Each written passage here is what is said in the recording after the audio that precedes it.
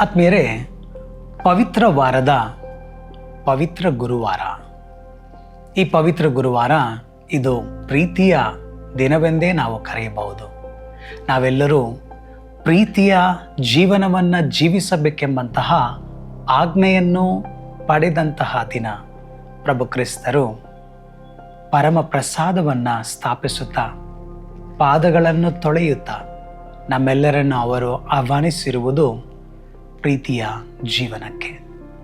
ಈ ಒಂದು ಪ್ರೀತಿಯ ಬಗ್ಗೆ ಇವತ್ತು ನಾವು ಧ್ಯಾನಿಸುತ್ತಾ ಪ್ರತ್ಯೇಕವಾಗಿ ಯೇಸು ಸ್ವಾಮಿಯ ಪಾಡುಗಳ ಬಗ್ಗೆ ನಾವು ಧ್ಯಾನಿಸುವಾಗ, ಯೇಸು ಸ್ವಾಮಿಯನ್ನು ಶಿಲುಬೆಯಲ್ಲಿ ಅವರು ಕೊಲ್ಲಕ್ಕೆ ಮುಂಚೆ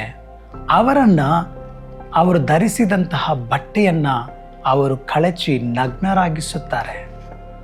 ಆದ್ಮೇಲೆ ಯಾಕೆ ಇವರು ಯೇಸು ಸ್ವಾಮಿಯನ್ನು ನಗ್ನರಾಗಿಸಿದರು? ಸ್ವಲ್ಪ ಹೊತ್ತು ಯೋಚನೆ ಮಾಡಿ. ಖಂಡಿತ ಅದಕ್ಕೆ ಕಾರಣ ಅವರಿಗೆ ಅವಮಾನ ಮಾಡಬೇಕು ಎಂಬ ಕಾರಣಕ್ಕೋಸ್ಕರ. ಆದ್ಮೇಲೆ ಇವತ್ತು ಪವಿತ್ರ ವಾರದ ಈ ಒಂದು ಗುರುವಾರದ ದಿನ ನಾವೆಲ್ಲರೂ ಕೂಡ ಯೇಸು ಸ್ವಾಮಿಯ ಪಾಡುಗಳನ್ನು ಧ್ಯಾನಿಸುತ್ತಿರುವಾಗ ಇತರರಿಗೆ ನಾವು ಕೂಡ ಪ್ರೀತಿಯನ್ನು ಮಾಡದೆ ಅವರಿಗೆ ಅವಮಾನ ಮಾಡುತ್ತಿದ್ದೇವೆಯೇ ಎಂಬುದನ್ನು ಧ್ಯಾನಿಸಬೇಕು.